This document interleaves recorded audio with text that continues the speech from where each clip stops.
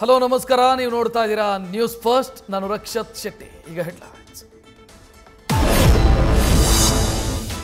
ಸಂವಿಧಾನದ ಪೀಠಿಕೆಯಲ್ಲಿರೋ ಸಮಾಜವಾದ ಜಾತ್ಯತೀತ ಪದ ತೆಗೆಯಲು ಆರ್ಎಸ್ಎಸ್ ಆಗ್ರಹ. ದತ್ತಾತ್ರೇಯ ಹೊಸಬಾಳೆ ಮಾತಿಗೆ ಕಾಂಗ್ರೆಸ್ ಕೆಂಡ. ಸಂವಿಧಾನದ ಮೂಲ ಸ್ವರೂಪ ಬದಲಾಯಿಸೋ ಯತ್ನ ಅಂತ ಜೈರಾಮ್ ರಮೇಶ್ ಕೌಂಟರ್.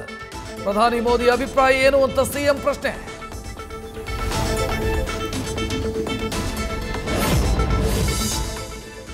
ನಮ್ಮ ಕಾಂಗ್ರೆಸ್ ಪಕ್ಷದಲ್ಲಿ ಯಾವ ಕ್ರಾಂತಿಯೂ ನಡೆಯಲ್ಲ, ಸಿಎಂ ಕುರ್ಚಿ ಖಾಲಿ ಇಲ್ಲ ಎಂದರು ಸಚಿವ ಎಂಬಿ ಪಾಟೀಲ್. ಮುಂದಿನ 2 ವರ್ಷ 11 ತಿಂಗಳು ಸಿದ್ದರಾಮಯ್ಯ ಅವರೇ ಮುಖ್ಯಮಂತ್ರಿ ಎಂದರು ಬಸವರಾಜ ರಾಯರೆಡ್ಡಿ.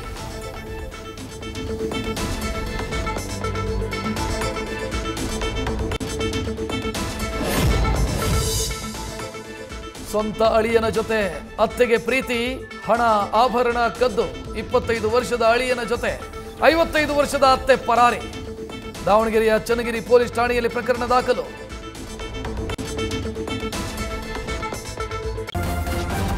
ನ್ಯೂಸ್ ಫಸ್ಟ್, ನಿರ್ಭೀತಿಯಿಂದ ನಿಮ್ಮ ಪರವಾಗಿ.